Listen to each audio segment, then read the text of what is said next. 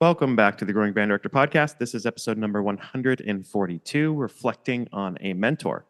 And was very blessed to just have a great conversation with Barry Zhou and Ron Secchi and Ted Samodel, who are three of Jeff's former students and friends, people who shared a lifetime with Jeff from Connecticut. And we just had a wonderful conversations about what we took from Jeff, as I was part of it as well, and how we became better teachers through a mentor like this. And maybe some of you listening have a mentor who has been very strong for you. And I want to encourage people as you're listening to this, how can you be the best mentor for other people in your life? If you're a band director now, you're already mentoring a ton of people. I want everybody to think about one person that might need a strong mentor in your life right now. And can you mentor that person? Even if you don't feel qualified, just really pushing somebody to be the best that they can be is really huge. And we just heard so many funny stories here in this conversation, the four of us, and I hope you really enjoy it. And if you knew Jeff, or if you know anybody else who likes hearing about great mentorship, please share this episode with them, and I'm really happy to bring it to you. So here's everybody. All right, we're so excited to share all these memories of Jeff Smith, a great story. Ted, I see the trumpet in the back there. Who are the trumpet players on the call here? I'm a trumpet player. Ted, you're a trumpet player. Ron's a trumpet player. Barry, you're a trumpet player too. Wow. So we are all trumpet players, as Jeff would say, three valvers. And you were saying he didn't like the late Maynard stuff because I don't know why, but it's nice to be here to talk with you guys about Jeff. Jeff, well, first of all, Kyle, out of your kindness, thank you for organizing and having this podcast on Jeff. Jeff, we would ask him about different trumpet players, who to listen to. And at that time, we asked about Maynard Ferguson, and he would pause and he would say, anything prior to 1973 when the Chameleon album came out. And that would be it. He didn't give you the month in 1973? I don't recall that. Maybe Ted does, but I don't. No, I actually don't. What I think was interesting, too, because you remember Rick Patrone. No, yes. At that time, he was DJing WJAZ, which was a weekly jazz program. So he and Jeff also knew each other. So I think there was a little bit of, friendly push and pull on that particular album. So I think that's why he picked that time. I think it's really fitting that there's four trumpet players talking about Jeff on this tribute. Barry, can you tell us, you got to know Jeff a little later in his career. Can you tell us about your experiences with Jeff and what he meant to you? I knew him from Western Connecticut State University. I went there from 2008 to 2013. Which felt like yesterday, but I guess it's like 10 years ago. You're old now. He retired, I think, around 2010, 2011. And so my last 2 years there, he worked on staff, and he was my secondary methods professor. And, as soon as he got to the school, the mythology of Jeff Smith, followed him. All the students were talking about, like, oh my gosh, that's Jeff Smith, award-winning band director, Norwalk High School, so many years, yada, yada, yada. And, we had all heard, different stories, because a lot of his former students were students there. And, the first thing we all did, I was in wind ensemble at the time, and he was conducting the symphonic band. And the first thing we all did was, hey, can we just come and play in the symphonic band? Like, there was a ton of students like that. And so he was also my conductor in the symphonic band as well. So I got to know him as a student and as a student who was learning to be a teacher. So it was particularly interesting seeing him navigate that. He obviously modeled great teaching for us, in his day-to-day, but it was also interesting to see him kind of step out of that role a little bit and kind of dissect exactly why he would do things, why he would maybe cut a kid some slack one way or another, why he would be really insistent on a certain methodology of doing things, and how to fight for things in the Jeff Smith way without losing your guiding star, so to speak. And something that sticks out in particular was one of our secondary methods projects was creating a budget for a band program. If we could, just have like $300,000, given to us by a district, what would we buy to start a band, a band's program? And all of us students, I mean, we were all constantly, jockeying for like, his stamp of approval, so to speak. So we would all come up with ideas. We were talking about like exactly what we would do, who we would talk to, and we all had these like presentations and people dressed up, I think, even. And I was so confident in mine. And, I get up there and present it. I was like, this, that, the other, we referenced this stuff. And I was super confident. And then he took one look and he was like, you forgot to mention how this would benefit the kids. I was like, oh no, and that was a great lesson, I think. And that was speaking of Jeff Smith, that's one thing that really sticks out to me is this man had such a strong guiding star, as I'm sure we all know, that everything he did, whether it was him getting on someone's case or him promoting and advocating for a part of his program, or, it was all for the kids. Yeah, and that, to me, that's what made him really special as a teacher. You were talking about fighting for things. Ron, you have a story about you went to Norwalk and had him as your teacher, and then we wanted to come back and student teach, but WestCon wasn't going to let you, and Jeff then intervened. Could you tell us about how that story was? Yeah, that's a great memory. When we were talking earlier about this, when I of course graduated Norwalk High in 1986, and I went up to WestCon for my bachelor's, and in 1990, I had asked if I may student teach with Jeff, and he said, "Great, I'd love to have you come back," because at that time the program was totally different from what it was 4 years earlier, and they were getting ready. The band was getting ready to perform in the Tournament of Roses parade, and I thought it would be really cool to help out with the program. When I put the request in to student teach, I was denied. And I was like, denied? How whoever gets denied? And I was denied. And when I asked my professor at the time, what happened? Why was I denied?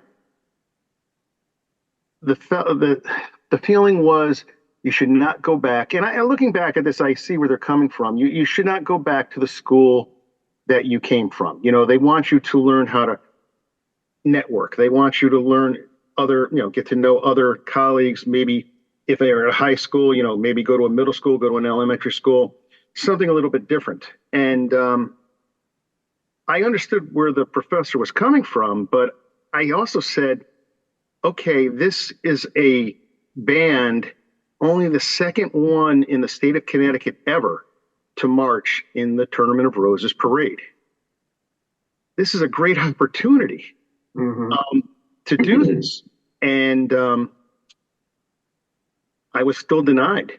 And when Jeff heard about this, he actually drove up to WestCon from Norwalk, 45-minute ride, whatever it was, went up to the school, and not only spoke to my professor at the time, but actually asked to speak to the dean of, for education, and explaining that the same things that I had mentioned, and also said that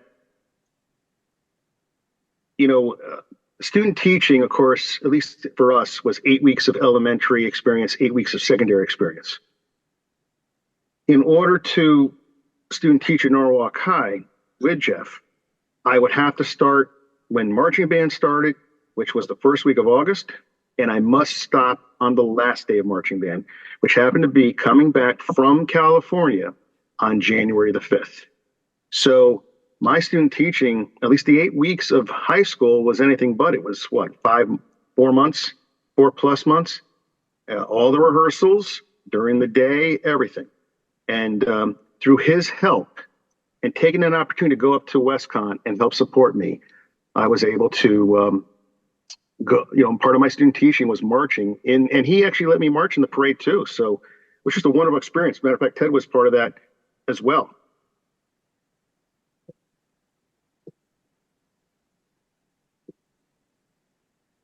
Ted, do you want to jump in? Sure. It's interesting to try to imagine what that must have been like when Jeff went up, and I don't want to say he barged in unannounced, but Jeff had a very he had a gift for being persuasive, and he had a knack for being able to articulate his position and why you should agree with that position. Even if he was dead wrong, he would make you think he was dead right. Yes. And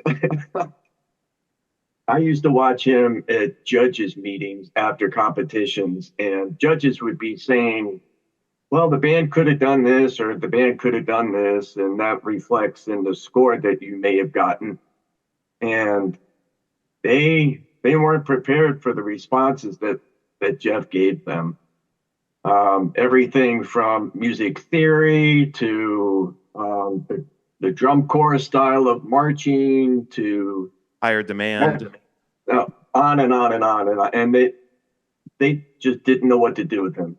He was bigger than life, and he usually got his way. So yeah, I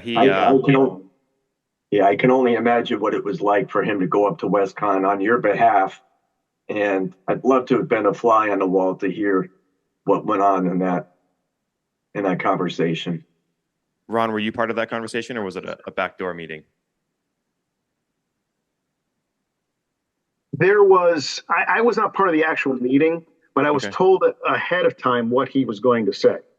And he was looking at it from, again, the opportunity of watching it from a full season. Student teachers sometimes come in the middle of a school year or middle of a season. He wanted me to come in on day one of meeting the students when they're coming to, the freshmen, all the students are coming to school for the first day of band camp. Prior to those kids showing up, being prepared, knowing what it took to, if the band camp started at 9 a.m., you were there at 7:30 a.m.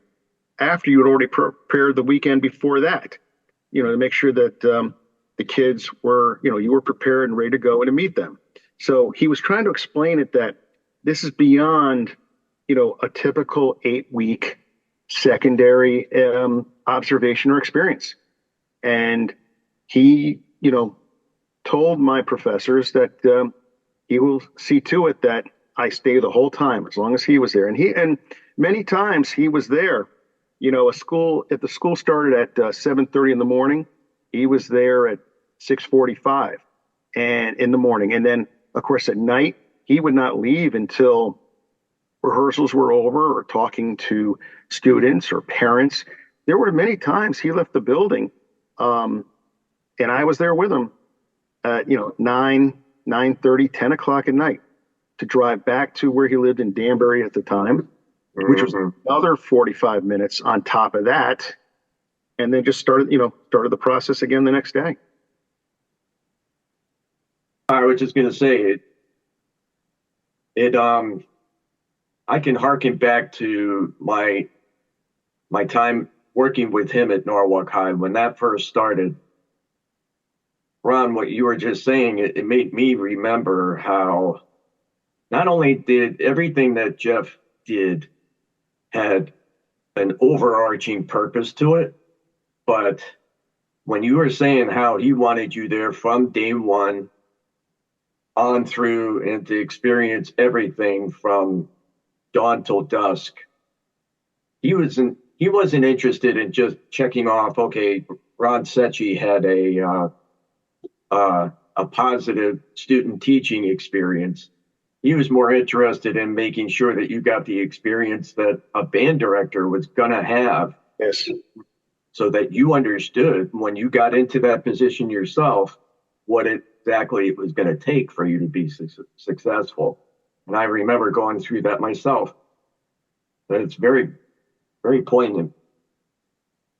That's great. He was that visionary in that way, that he knew this was not a 9-to-5 job, and that it's a lifestyle. So he prepared you for that. Barry, what are some ways that Jeff has influenced your teaching now that you use with students all the time? Oh my goodness. Well, I mean, even just in the past couple of weeks, I think, we've all been thinking about him so much. Like, I think one of the things that's really special about him, what Ted and Ron are saying, is his energy, right? I mean, at WestCon, he was driving from New Hampshire down to Danbury, Connecticut to teach classes. That's insane to do every week, I mean, to a normal person. But he made that commitment because he cared about bands in Connecticut in particular, just going through my day to day. A little background: I'm a second-year band director. I've been teaching elementary general for like 9 years before this, and now I'm my second year at New Canaan High School, and so I'm still like learning the ropes. I'm still trying to figure it out and still getting the groove of things.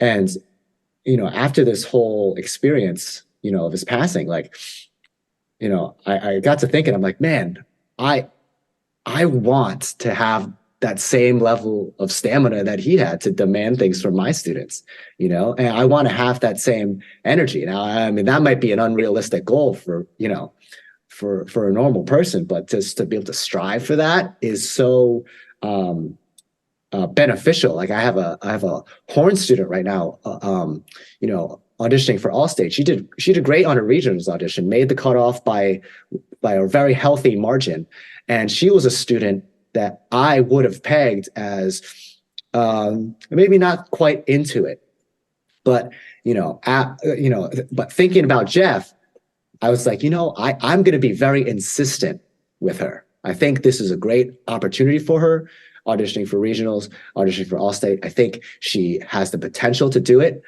I'm going to insist that she at least think through her schedule with me to make time to practice and to learn her music. And because I did that, I mean, she's ready to go. She's inspired. She's like excited to practice with the break. I'm like, so stoked about that. And it was because of Jeff, just thinking about Jeff's energy that gave me the courage to do that, and I think that's something we can all strive for, all those little corners that sometimes where it might be easier on us to like let loose, we can really dig deep within ourselves to find the energy to insist, hey, that crescendo, it really has to be all 4 beats. That staccato, it has to actually be short, not just kind of actually short. I think that's where he's influenced me like a lot in recent weeks. You're right. As a teacher, sometimes we have this idea that like, okay, for now that's good enough. But so often he would stop and say, a couple more times, no, let's really get that good right now. And I've started doing that a lot more too. I mean, I did it before, but there's so many times it's like he's on my shoulder. Yes, yeah, he's watching and you. You're like, all right, Jeff would say this, so I probably should too. Yeah, Ron, what about you? I couldn't even know where to begin as far as everything that I've tried. I mean, I had an earlier interview, and I told the person who did the story that I modeled. I think it just simply said I modeled my professional career after him, and he was like a big brother to me.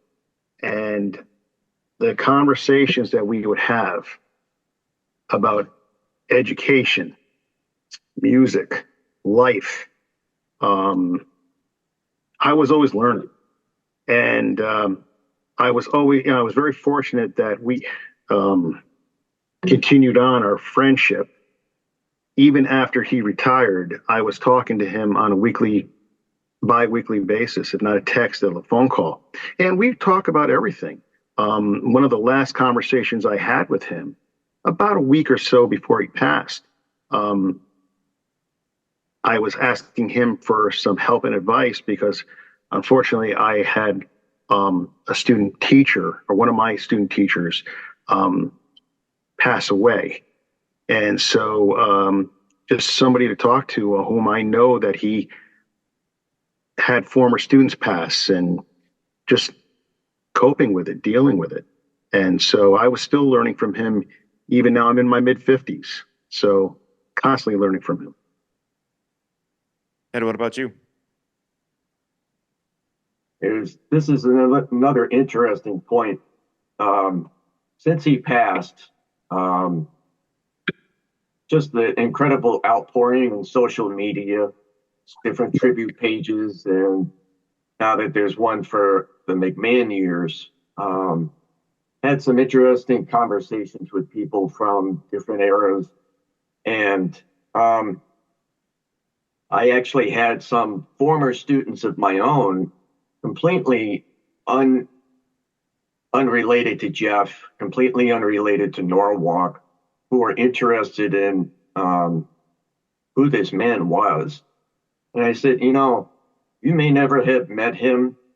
You may never have had him as a teacher or anything like that, but you have been the beneficiary of a lot of what he taught me, because without him, my teaching would have been a completely different paradigm. And it was one of those things where, you start trying to describe something to somebody and you didn't quite plan to say something profound, but then it comes out and you're like, wow, that is something that's amazing. But it is true. All throughout my career, and I taught for 35 years. I've been out of the game now for just about 2.5 years. And all throughout, I would say that maybe some of the biggest things that I took from Jeff were his overarching demand for excellence, his organizational skills, having a very defined but attainable methodology to whatever it is that he was asking his kids to do.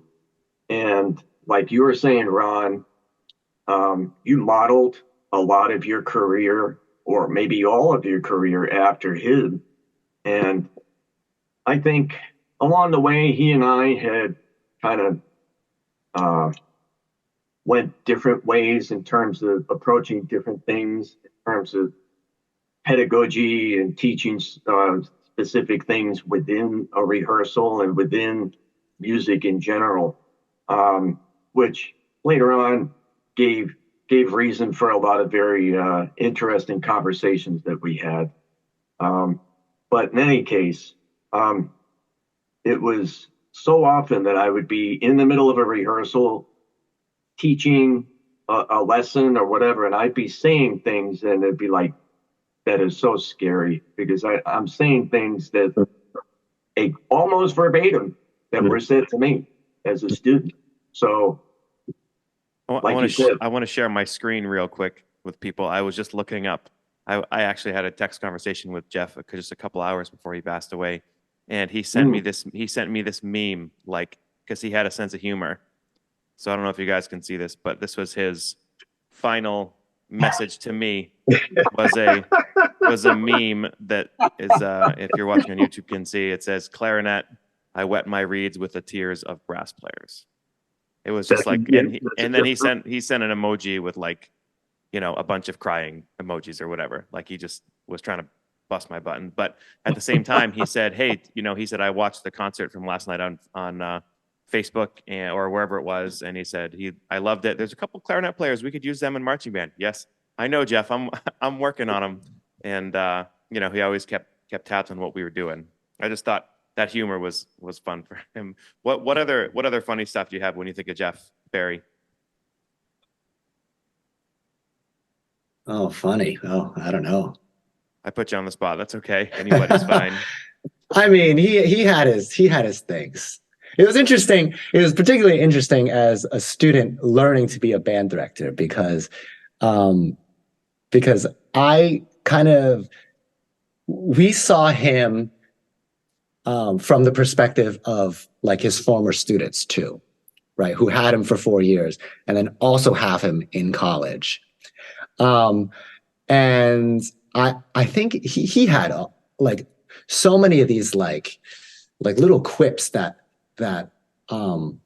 he just had in his back pocket. And my favorite one that sticks out is he would always call his band room a dictatorship, right? And then he would call all the students the taters. And then pause for a second for the and I'll be honest, it took me like it took me like 3 rehearsals to get that one.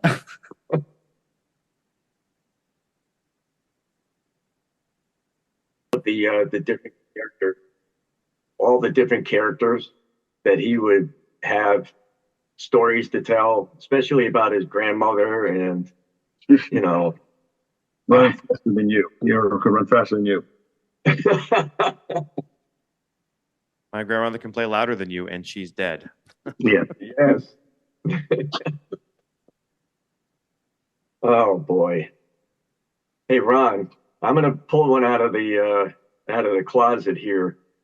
In California, do you remember that infamous wrestling match that we had on San Diego Beach, Jeff and I? Vaguely, I'm sorry. I don't know.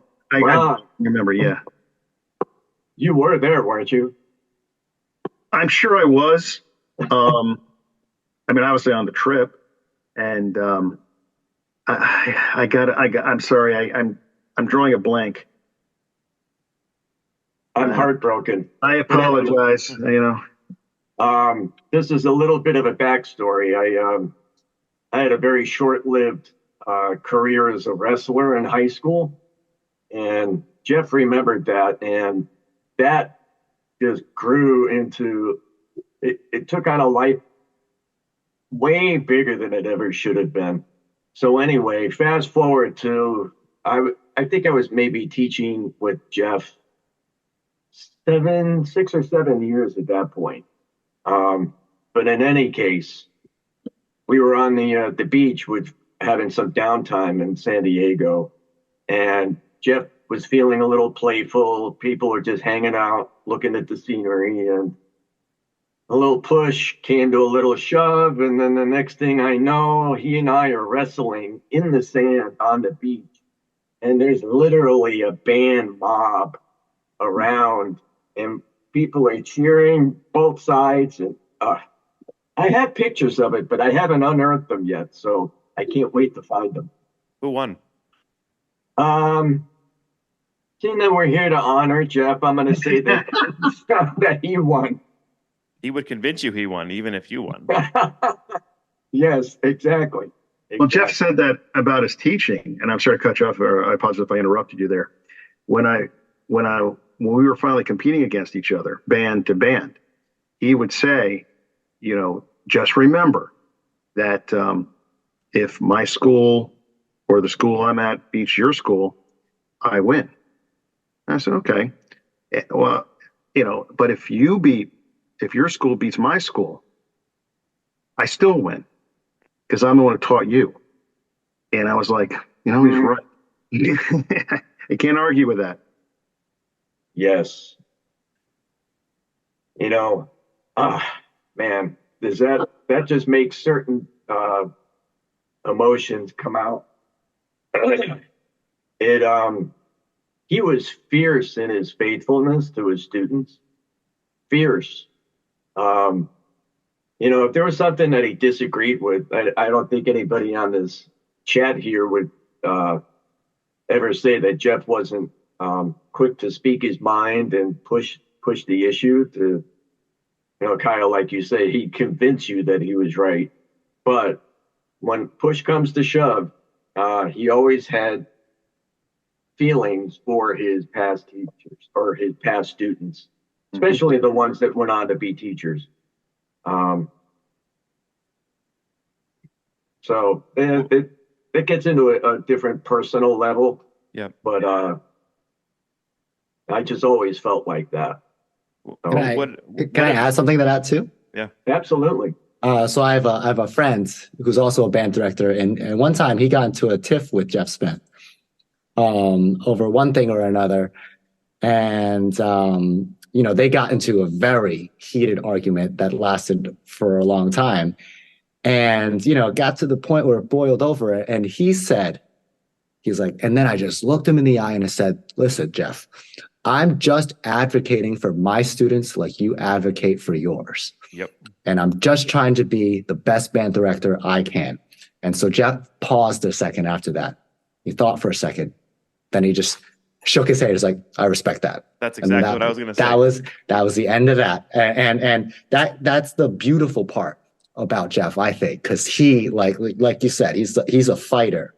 But at the end of the day, if you have great respect for the art and the kids, he'll have respect for you as well. One thing that was amazing to me is he's such a strong personality and a staunch advocate. When he came on to the Westbrook program to help out with our marching band specifically, he was amazing at doing all these things, but at no point in those 7 years did he ever I felt, overstep his bounds in knowing that I was the band director and he was there to support the program that we were doing. So he took all this, but never did I've been teaching this long, I have this many trophies, I've taught this many students. It was always what's best for the kids. And if there was ever a time when I said, "I understand what you're saying, but we're going to do something else," it was a quick, "Got it." And he was over it. It was never personal. He was always just trying to do the best that he could. Mm-hmm. He was well versed in so many different areas. If you talk about marching band, he knew how to write drill. He knew how to arrange music. He even would compose. And the proof was there. He did very well at local, regional, and national competitions, bowl games. And we know that marching band has the most kids and gets most publicity. But and maybe some people disagree with that, but that's how, at least how I've always seen it. And but his concert bands were so strong. He was always having the kids perform at ASBDA, opportunities at the CMEA All-State Conventions. And he believed, and Kyle, you brought this up many times, everything is centered around the concert band. And he would, constantly say that. But jazz too. He was at local, regional, national competitions. His group at Norwalk High School was a finalist at Berkeley for numerous consecutive years in one of the top divisions. But he also had kids that, were participating in our regional concert band program, all-state concert program as well. He was very, very involved with Connecticut Music Educators Association, from everything from a member at large all the way up to president, and many roles and responsibilities in between. His knowledge of plays, musicals, and conducting and playing in those musicals, his knowledge of instrument repair, everything from major repairs to just quick fixes, putting gum over a spit valve just to the kid continue to play. And he really was a woodwind specialist. He knew clarinet obviously was his first instrument, but man, I've also seen him play all the other woodwind instruments as well. So this, to me, again, just a very talented individual that really reflected into his teaching. Barry, I know you got to take off here pretty soon. Anything else you want to hop in before you got to go? Well, I just have a question for everyone else too. I'd like to share a story about meeting people who also knew Jeff Smith, in the wild, right? I was wondering if it ever happened to any of you, because, especially I live in Norwalk and I teach in New Canaan, the town next door. I feel like I can't go anywhere without people knowing Jeff Smith. When I first arrived here at New Canaan High School, the head custodian is a former Norwalk Marching Bear. Down at our middle school, a bunch of the custodians down there, former drumline members, Norwalk Marching Bears. Our kids' daycare, when we were first putting them in daycare, my kid's daycare teacher was a former band mom for like 8 years, and Wow.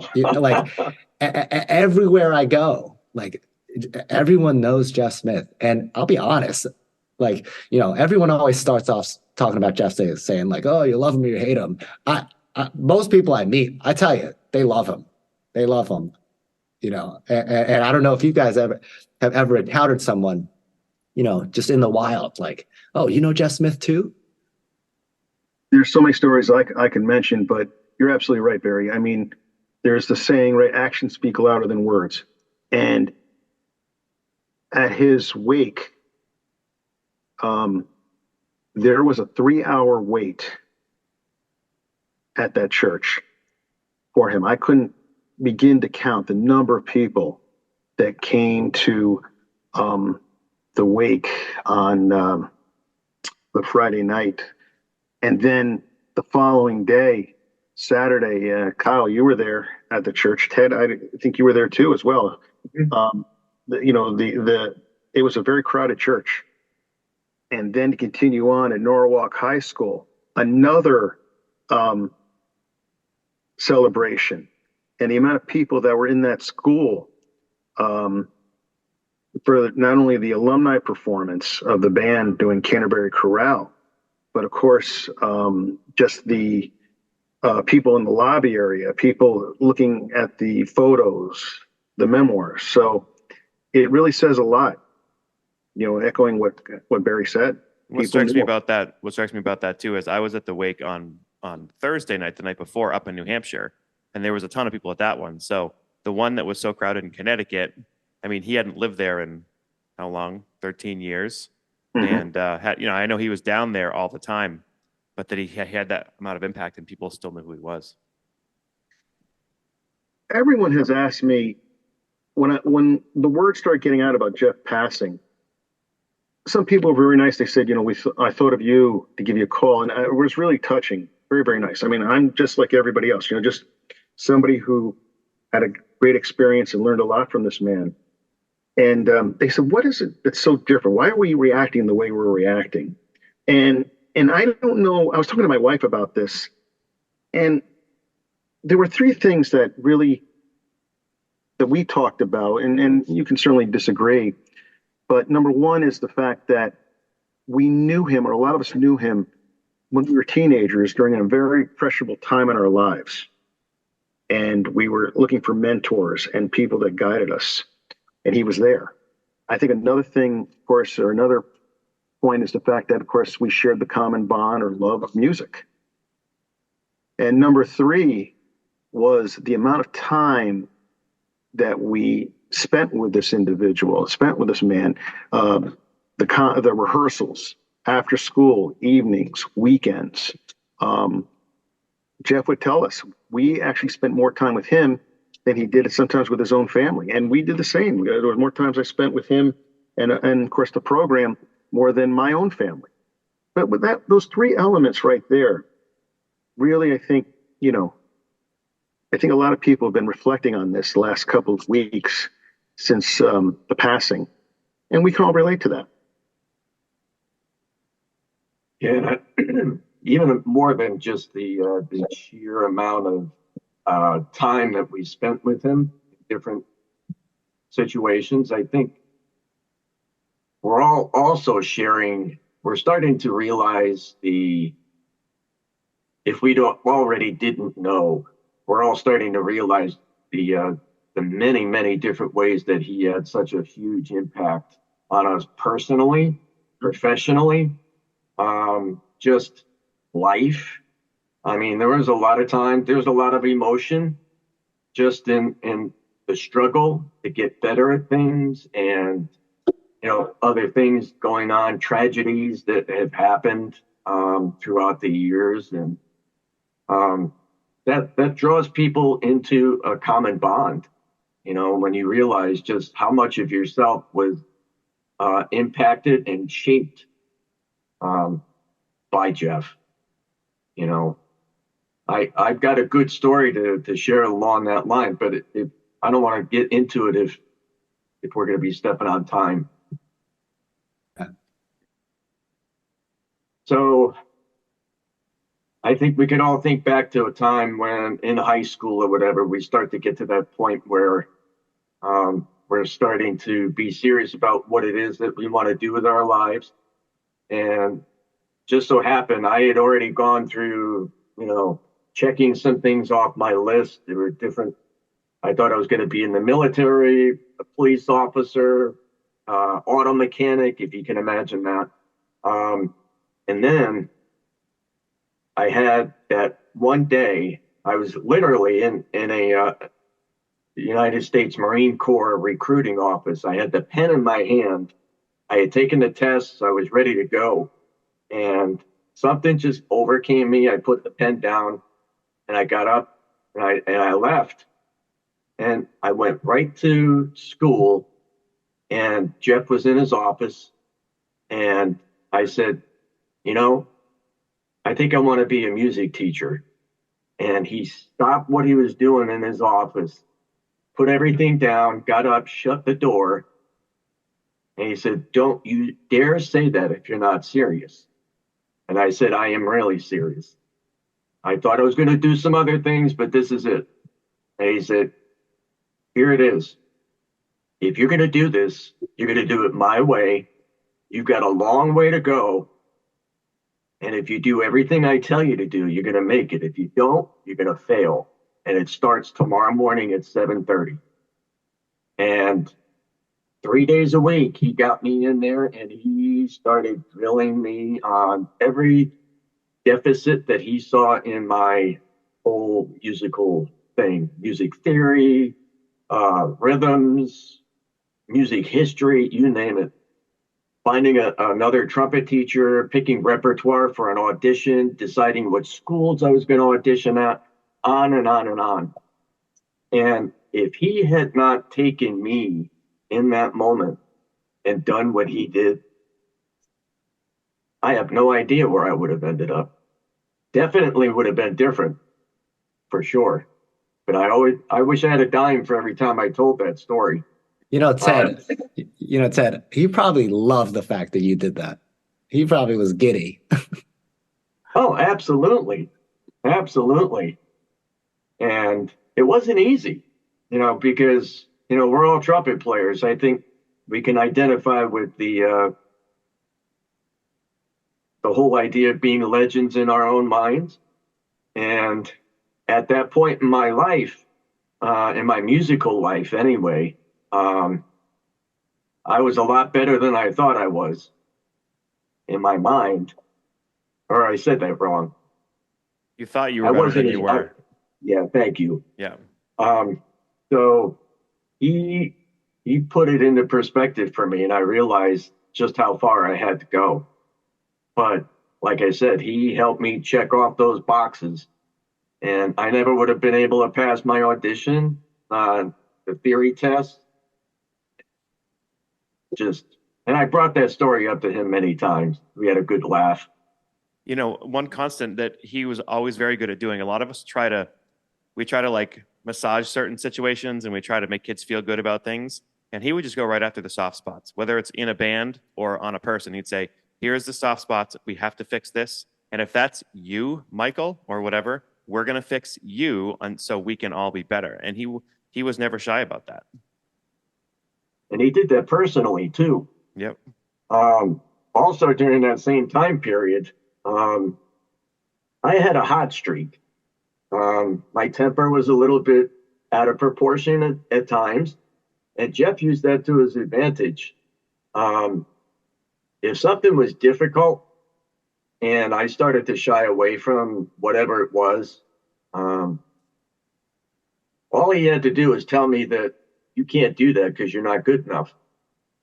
And that my temperature just went through the roof, and he knew I was going to come back come hell or high water and be able to do it, just to be able to say, "Yes, I can." And he used to do that quite often. Well, that's a huge thing for teachers, right? He knew you, so he had the relationship with you, so he knew how to push your buttons. He wouldn't say that to some other kid because it might have the wrong effect. Absolutely. Jeff, I think one of Jeff's strengths, and I was fortunate enough to do a story with Chris Rivera, who is now the current band director at Norwalk High School.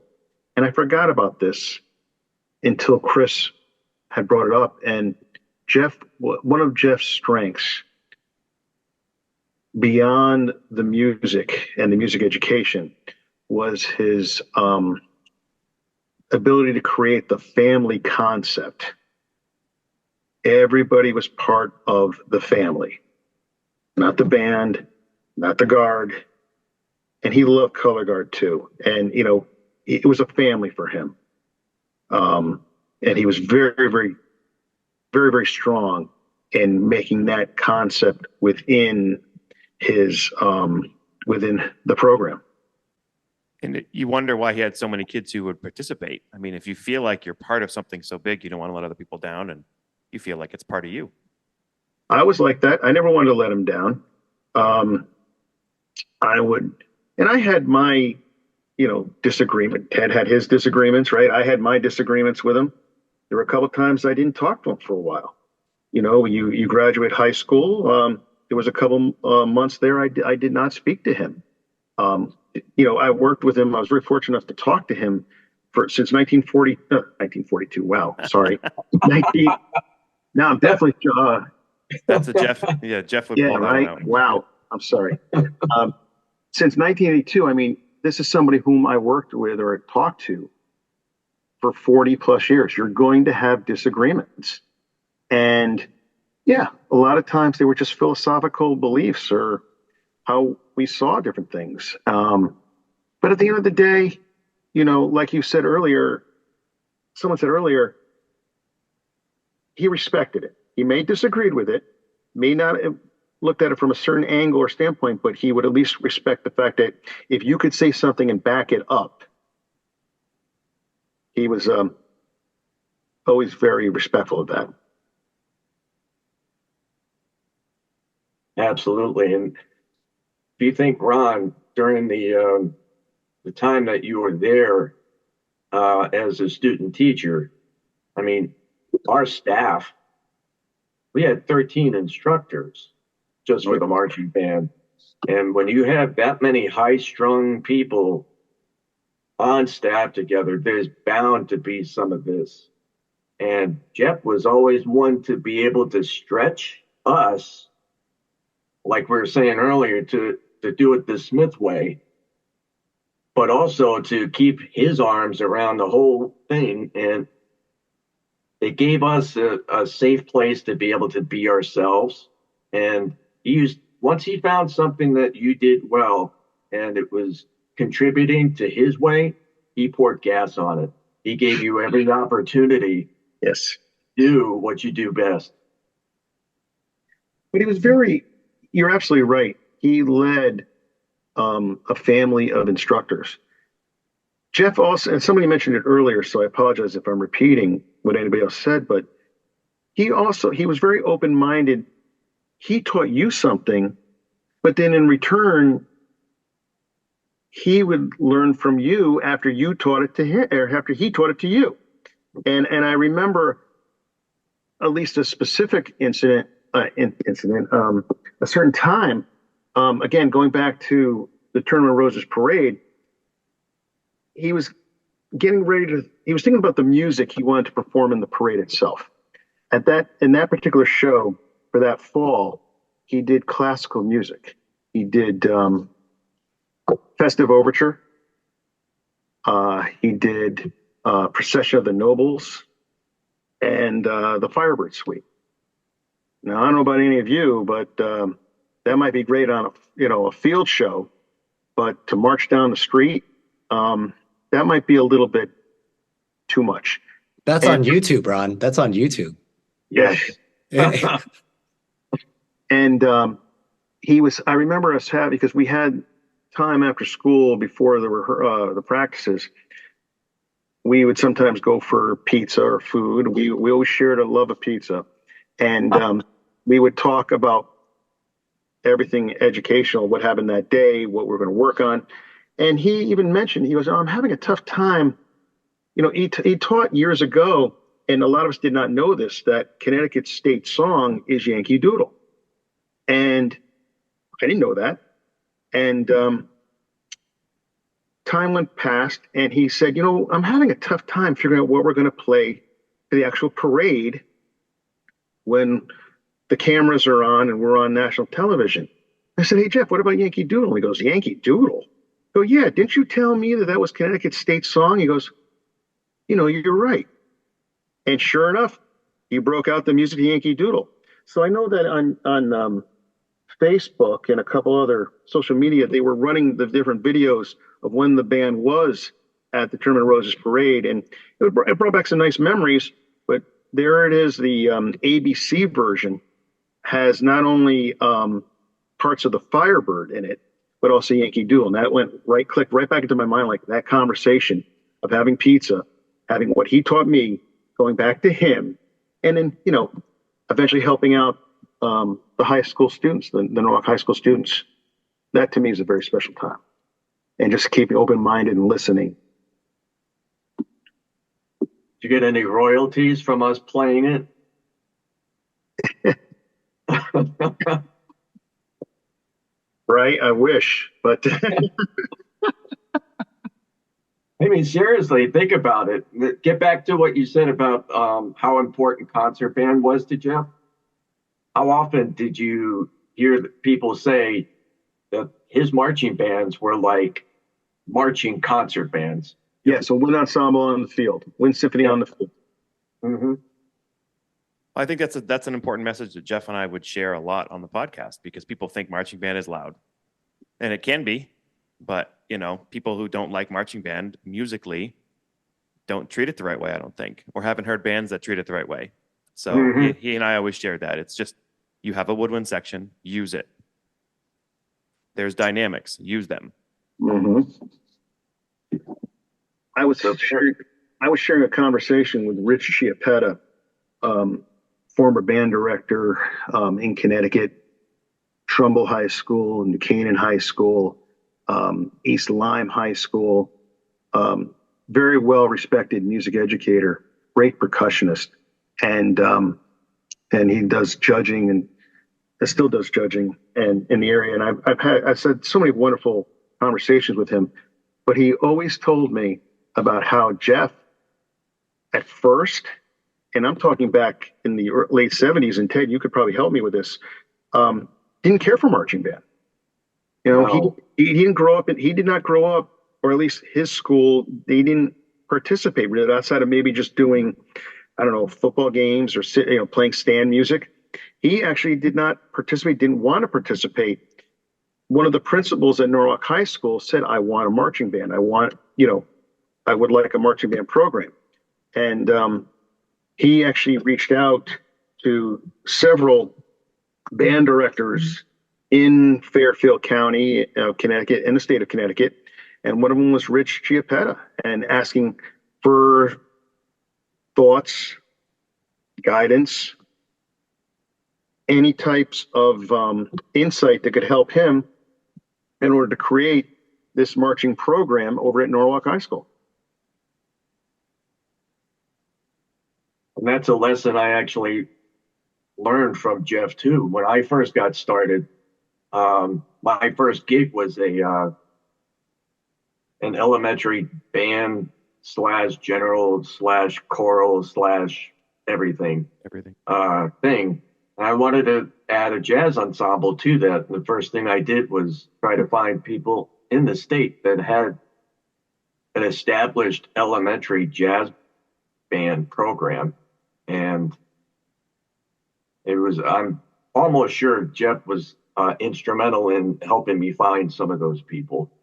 So he was going through that same process, trying to find people who had ideas that he could implement with his own marching band at that same point. That's another example of his openness to learn from other people. Growth mindset. Mm-hmm. Absolutely. And he had such a wonderful family. I know we talk about Jeff, but his wife Diane was always very supportive as well. That's an understatement. Yeah, it really is. Everybody got to know his family. His wife, for those who do not know Diane, she was a teacher as well. My own daughter had Diane as a teacher in her elementary school experience, but Diane was always there, from chaperoning to designing and creating uniforms and flags and banners. Matter of fact, one of the original Brian McMahon banners, I just retired it about 2-3 years ago.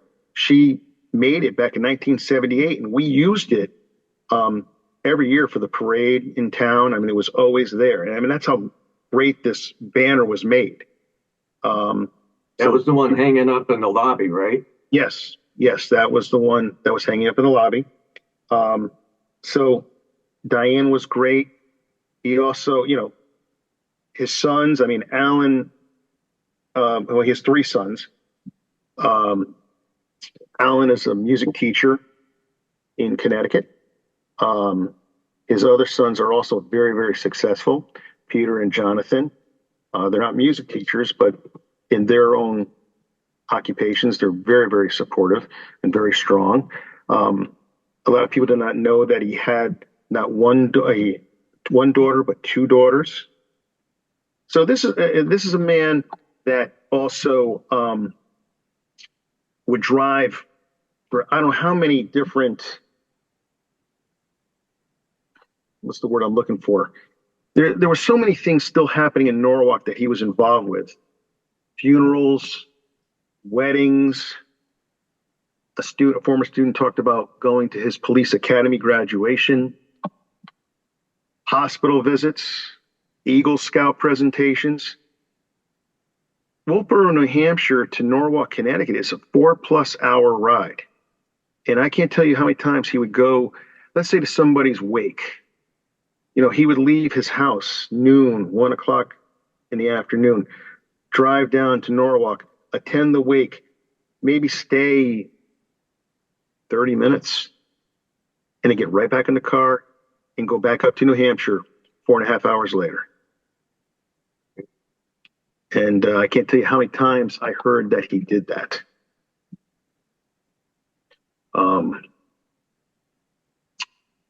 People ask me, one of my son right now is a music education major at George Mason University in Virginia. He would just that created more conversations. How's your son doing? What's he working on? What's his schedule like? Everything that we went through as music education majors in college, asking about sophomore observations, getting into the junior year of education classes. And I was just mentioning to him that my son's going to be getting his student teaching experiences, coming up this spring. And he was asking me like where the next step was. One of our last conversations together was how's Michael doing? And he was always very involved. He was always asking about, other people's journeys, if you will. Yeah, well, Ron and Ted, I really appreciate this time. This has been a lot of fun. Ted, can we end with a final story or a final thought that you have on Jeff? I would just, from my own personal experience, I would have to go back to a little bit more of the other story that I brought up earlier about Jeff's intervention in my life at a time when I finally identified what direction I was going to take. Once I graduated college in 1985, I remember it distinctly. He called me at home, answered the phone, and it was his invitation to come work with him at Norwalk High. And that moment right there, for me anyway, it always stuck with me because I had such a great respect for him, and obviously had great admiration and was very grateful to him for his input and his investment in my life in such strong ways, and for knowing me personally and how to get things out of me that I probably never would have been able to get out of myself if it weren't for him. But at that moment, for him to call me and say, I'd like you to come and work with the band and take the spot of brass instructor. It was like, that was the defining moment for me anyway, even more than getting my own first school job. Not that wasn't a school job, that was a school job, but it just allowed me a fertile and safe place to develop my own self.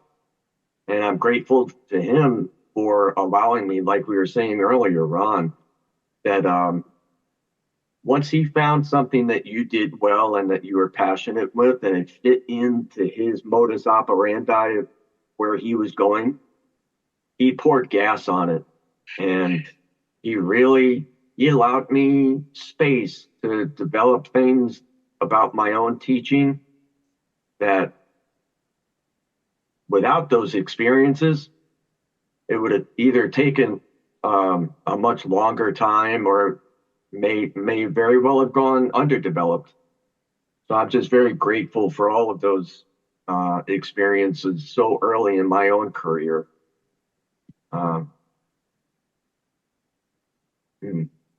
Well said. And Ron, how would you like to close today? When I started Brian McMahon in the fall of 1997, I'm a colleague in the same school system. We're going to be competitive marching band directors, even competing against each other. And Jeff wanted the band to succeed. He wanted both bands to succeed. Yes, there was competition. Of course, with sports, you get that a lot more. In music, we're trying to be supportive. And McMahon was looking for a drill writer at the time. And Jeff started writing many marching band drills, especially for himself, but he started getting his name out there to do drill writing.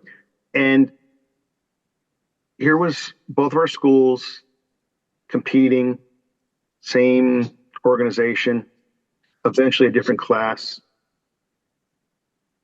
But we were curious how people would react to Jeff Smith being the drill writer as the band director of Norwalk High School, but writing the drill for Brian McMahon High School. So we went back and forth. This was a very talented drill writer. I want to take advantage of that for the students. I wanted the best for the students. How could we do this? And he said, you know what? Why don't I'll just use a pen name. Well, Mark Twain, Samuel Clemens. I won't call myself Jeff Smith. And I said, okay. And of course, I always teased him. I called him the old man because he always acted old. And he said, all right, how about this? He goes, how about Old Man Saunders? I go, Saunders? What's that? That's my middle name. Nobody knows my middle name. I'm like, you're going to be Old Man Saunders? He goes, how about O.M. Saunders? So the drill writer for Brian McMahon High School was O.M. Saunders. And, people would ask the question, who is this guy, Old Man Saunders? Especially people within the judging organization. I said, oh, he's a local guy. People would ask, well, what do we know? Because everybody in drum corps knows each other. Do we know this person? I said, well, you might have heard of him. Where's he from? Oh, up north. Up north meaning South Norwalk, Brian McMahon to north, or northern section Norwalk, where Norwalk High was. So I wasn't lying.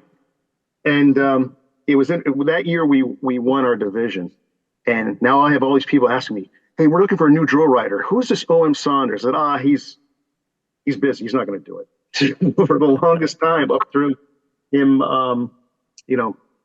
passing just a couple weeks ago, that was a big family thing, secret. Nobody knew what the O.M. Saunders was. Well, that was Jeff Smith, the pen name for the drill writer for Brian McMahon High School back in 97, 98. We sincerely appreciate you taking your valuable time and listening to the Growing Band Director podcast. Your students are very lucky to have a band director like you. If you have any suggestions for episode topics or think you have an area of expertise to share on a show with us, please reach out. If you enjoyed this episode, don't forget to subscribe. And if you want to help spread the word, please give us a 5-star review and tell your band director friends to subscribe as well. We're available on Apple Podcasts, Spotify, our YouTube channel, and wherever you listen to podcasts. Thanks for listening to The Growing Band Director. See you next week.